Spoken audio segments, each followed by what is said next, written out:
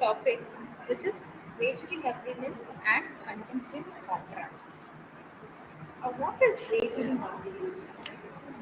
According to section 30, it reads that agreements by way of wager are void and it does not suit and no suit shall be brought for recovering anything alleged to be won by any wager. So, a wager may be defined as an agreement between two persons on which one promises to pay money or money's worth if some uncertain event takes place in consideration of the other party's promise to pay if the event does not take place. I repeat, firstly, these wagering agreements are void.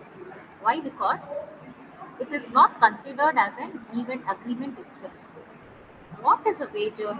It may be defined as it is an agreement between two persons in which one promises to pay another either money or money's worth as a consideration on the happening of certain uncertain events. Like it's almost like a bet. It will take place in consideration of the other party's promise to pay if the event does not take place. So an example for this can be A agrees to pay rupees 100 rains on a particular day, and B agrees to pay if it does not. Now, this is a void. Neither can I sue him because this is something which is uncertain. It might rain, it might not rain. So, it is a void agreement, and I cannot sue in the court of law telling that this event has not occurred and there has been an agreement. You understood what a wagering agreement is? Or you can say any bet which is being kept between two parties, where an uncertain event it might happen or it might not happen. In that case, it's a void agreement, and the other part, any of the parties cannot sue it also. Now, what are the essentials of a wagering agreement? Firstly, there must be a promise to pay money or money's worth. There should be some consideration.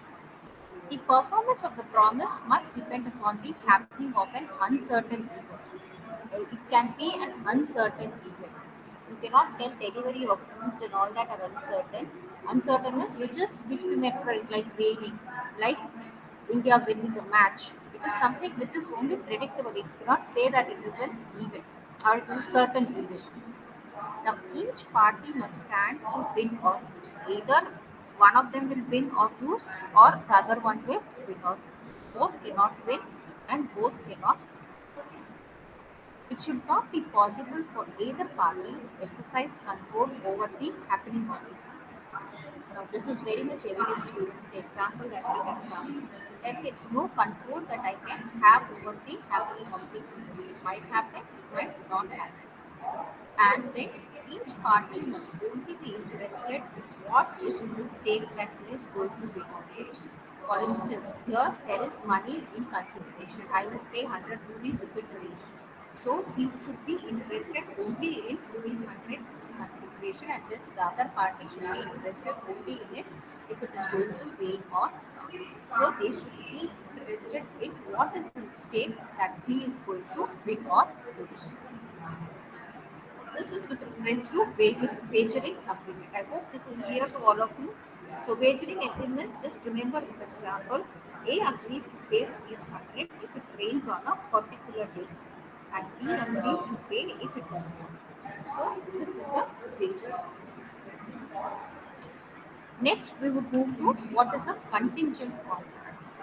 The word contingent itself says that it is on the happening. If in case certain event happens, then this would be the consequences.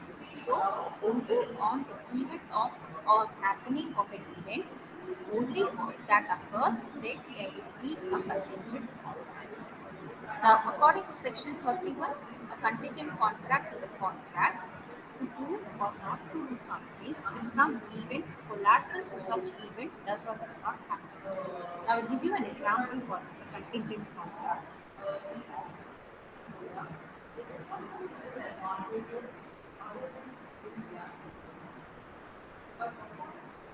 Now, the contingent contract is on the happening of certain events only that you can claim for a loss. Now, X agrees to sell certain goods to Y, subject to the safe arrival of a ship from Kochi carrying the goods. So, it is subject. If the goods are coming to a ship, so subject to if the goods are arriving in good conditions, then he would pay him for the consideration, whatever they have promised as per the contract. Now, Y is to pay the price upon delivery. X's obligation to sell thus is dependent on the safe arrival of the ship. This is a contingent contract because it's very clearly said that only if the goods are received safely and in good condition, only then is it that I would accept it. So, there is a condition which is attached to the main contract. X agrees to sell certain goods on the condition that the goods arrived are in good condition and safe. I hope this is clear, students. Contingent contracts. It is on the happening of an event only that happens, which is primary collateral to a contract. See here, what is a contract? X agrees to sell certain goods to one. And Y has very clearly said that I will accept the goods only if it comes in good condition. So there is something which is attached, collateral. So only when the goods are coming in a good condition, then I will be paying. Otherwise, I would not. Now next, the performance of a contingent contract depends upon the happening or non-happening of some future event. Whether I receive the goods or I don't receive the goods. So it depends on the happening or non-happening of an event. The event must be uncertain. I cannot say that it is certain that it will definitely happen. And lastly, the event must be collateral to the contract itself. I hope you understand what is collateral. It is attached to the main agreement. For instance, the example that we are doing is X agrees to sell certain goods. And in that case, what is collateral? Subject to the safe arrival of the ship. So there should be something collateral. So the event must be collateral to the contract. I hope all of you are clear with what are contingent contracts. Yes. Now we would do with what are the rules in respect to contingent contract. Now, having understood what a contingent contract is, just remember this example. X agrees to sell Y and he would accept the goods on a subject that the goods are arrived in a or he receives a good in the subject to safe conditions he receives the goods. Only then that he would accept the. So there is something attached to the main contract itself. Now let's do. There are some seven. No, there are some five rules pertaining or respect to contingent contracts. We would do with an example so that it's easy for you to understand. A contract contingent upon the happening of a certain future event cannot be enforced unless and until that event has happened. If the happening of the event becomes impossible, such a contract becomes void. Now, for this, I would just give an example. Now, for example, X contract to pay Y a certain sum of money when Y marries Z. Okay, so X is entering a contract to pay Y a certain sum of money if Y marries Z. So X is only a person to the X and Y are the person to the contract, and if Y gets married to Z, then he would pay the amount. X would pay the amount to Y. Unfortunately, Z dies without being married to Y. So the contract cannot be enforced in such a case. So if the happening of the event becomes impossible, such a contract becomes void because the subject matter, the important person in the contract itself is not there.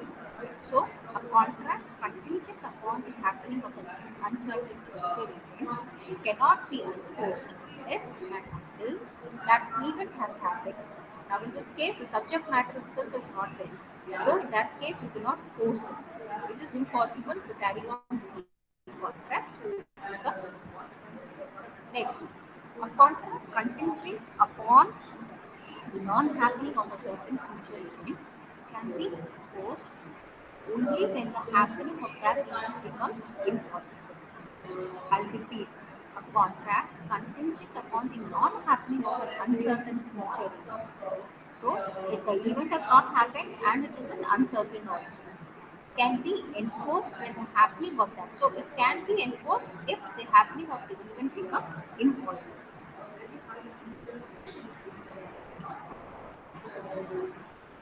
Now, for this, I'll give an example. Please try to relate it to the rules which is applied. A agrees.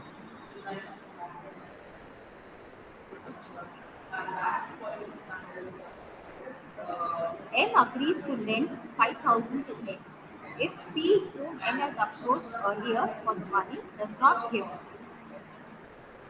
I repeat, N agrees to lend rupees 5,000 to N. So there's a contract between M and N to lend rupees 5,000. Now, if P, whom N has approached earlier for the money, does not give, so he has agreed to pay N only if P is not paying the amount to N. Are you getting it, students? I'll repeat it again. N agrees to lend rupees 5,000 to N. He will lend it when only if P, whom N has approached earlier, has does not give the amount. Only in that case, N will pay to N. Now, if P dies, assume that the person whom is going to receive, earlier person, he is approached to, P dies. So the contract cannot be, now the contract can be enforced on P's death. Is it clear, students? Are you able to understand the difference? Here, due to the death of P, since the person itself is not there, in if he does not pay, M can lend to N. So in that case, we will be able to lend it to N. The third rule is if a contract contingent upon how a person will act at an unspecified time, the event shall be considered to become impossible when such person does anything that renders it impossible. For example, A agrees to pay B a certain sum of money if B marries C. What happens is C marries B. Now, in this case, he would not, though there is a certainty or a possibility that there might be a event of death so that these both can get married. But irrespective of the marriage of B to C must now be considered impossible because he's already got married. But although it is possible that D may die and that C may afterwards marry, so there is a possibility of an event to happen, but still we consider it that is a it is a contingent and a collateral to the main contract itself. I'll again repeat, if a contract contingent upon how a person will act on a specified time, here at a specified time is given, but he marries someone else.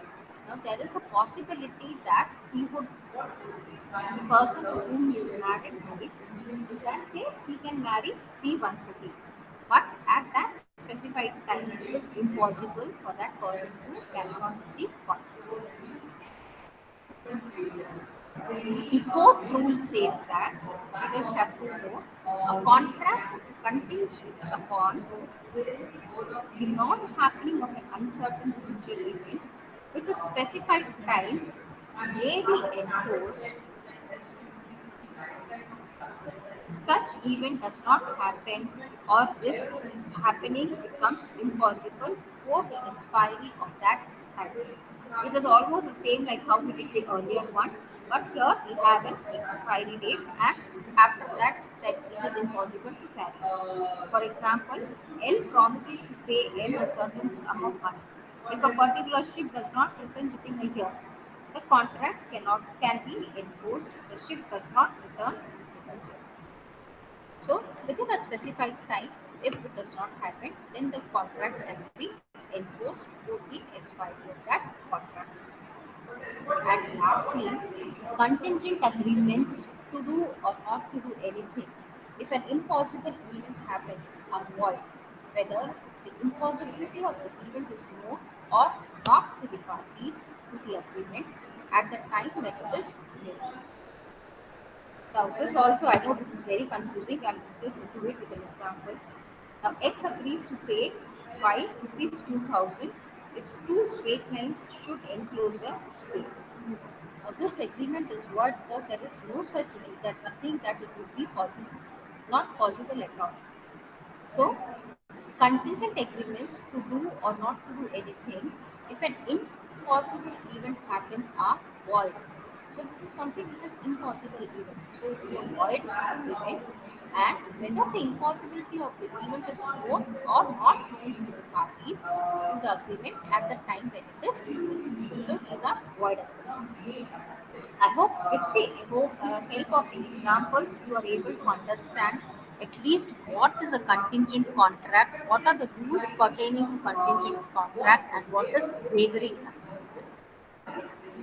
Wagering is a like something like a bet which we do, which is impossible, and you cannot sue also to any of either the way the person who has made the promise or the promise. A contingent contract is there might be a collateral that is to the main contract. There should be something attached as a collateral on the event of happening or not happening. Only in that case it becomes a contingent contract. Under this, we had done some five rules regarding the contingent contract. This I would ask you to do it in the next class. Now, what is the difference between wavering agreement and contingent contract? At least one difference can you tell students?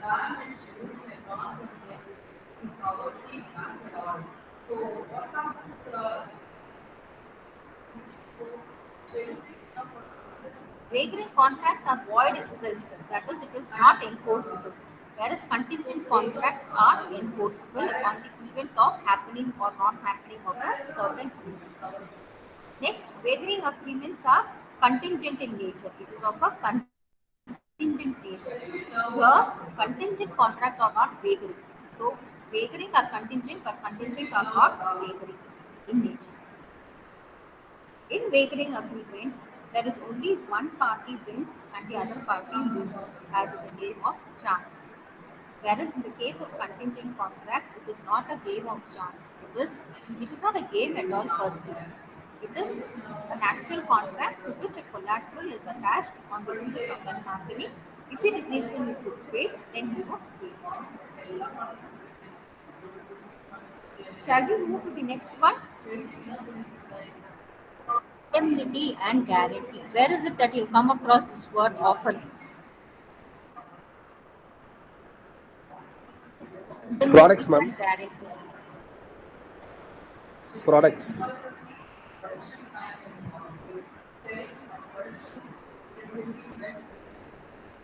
Now, ma'am. an indemnity also is a contingent contract. Now, an indemnity says that we have indemnity, like when we take the insurance and all, we say indemnity and guarantee, etc. So, we just do it in detail here. Now, contract by which one party promises to save. Am I audible, students?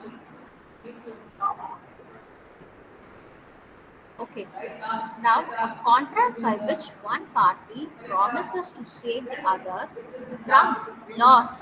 Please underline the word from loss caused to him by the conduct of the promiser himself or by the conduct of any other person is called a contract of indemnity. Now, just do an example for this. What is a contract of indemnity for you to understand better? X's father has a fixed deposit of rupees 1 lakh in a bank where he does not have any nomination. Wherever you have an FD or a fixed deposit, you need to have a nomination. Now, this person does not have a nomination in the FD account and he expires. Now, on the death of his father, if he wants to claim an FD, he has to sign an indemnity bond telling that in case anyone else claims, no one else can claim for the same amount. Of course, there are other formalities also, but one of these formalities is he is the he is the person who is going to receive it, and apart from it, no one else can receive it. So, in case if any loss arises because of he taking the indemnity or he signing the indemnity bond and taking the charge of the father's FD account, there would not be any loss which would be arising to the bank. So, you'll have to sign an indemnity bond accordingly. So, the bank can sue in case any loss arises to this incident. Hope you are understood, student, what is a contract of indemnity. In case, on a safer side, that if there is any loss caused by him or the conduct of the promiser, then they would sign the contract of indemnity as in the case we have seen. Now, there are two persons who are involved here. One is the person who agrees to make good the loss. He is known as the indemnifier. So, in this case, X's father, X is there, and the banker is there. So, the person who agrees to make good the loss is known as the indemnifier. He is the promiser. He gives the promise. And the person whose loss is to be made good is called the indemnified or the indemnity holder. Now, in this case, can you tell me who is indemnified and who is indemnifier?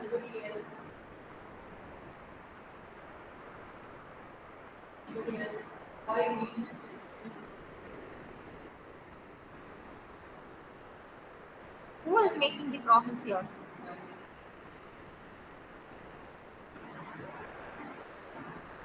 There are two parties, X and the bank.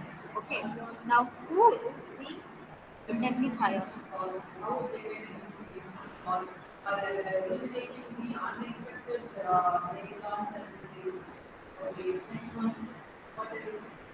Who is making the promise here?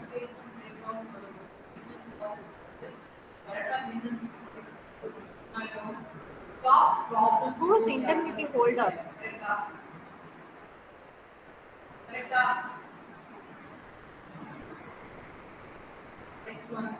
Come on, students, any one of you give me an answer. I'll repeat the case. X's father has a FD of rupees 1 lakh in the bank. He has no nomination for it.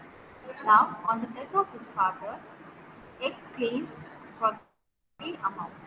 So, he will be required to sign an indemnity bond apart from other formalities which indemnity has to do. That to indemnify the bank in case another person makes a claim for the amount. So, who is making the promise here? Who is the promiser?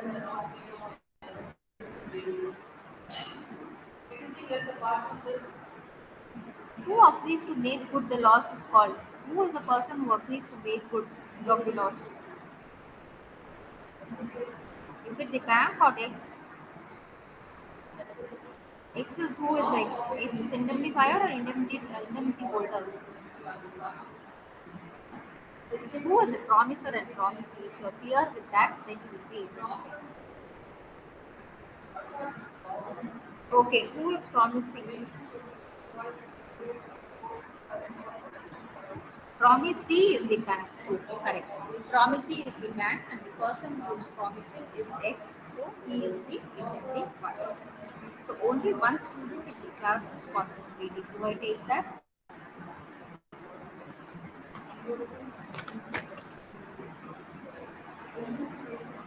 Okay, we'll stop with this slide. What is the scope of contract of indemnity is? See, clearly understand what is contract of indemnity. It is in the case of loss, there is a promiser and the promisee. So, if in case there is a loss, then I would not be responsible. Or as we did in the example of an FD account where he is not a nominee, in that case, he has to sign. That is, the promiser has to sign an indemnity bond. Now, what is the scope of contract of indemnity?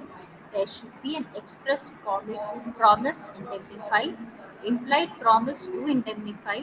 There should be loss caused by the conduct of the promiser or any other person, and loss caused by accidents and injuries. This in detail you would be. Now, what is express? Express is while you or tell it that yes, or either in a written or to tell orally that I am going to indemnify or I will make a promise. Now, implied is it is understood. Now, I'll just give an example for implied promise to indemnify. X upon Y's instruction sells certain goods to which are belonging to Z. So X is a third on Y's instruction. Y is another part. Y. So he what does he do? X upon Y's instruction sells certain goods belonging to Z. Z holds X liable and recovers damage from him. X can claim the amount from Y, and Y is a promise to indemnify. Okay, we'll do this in the next class. We'll just stop with this.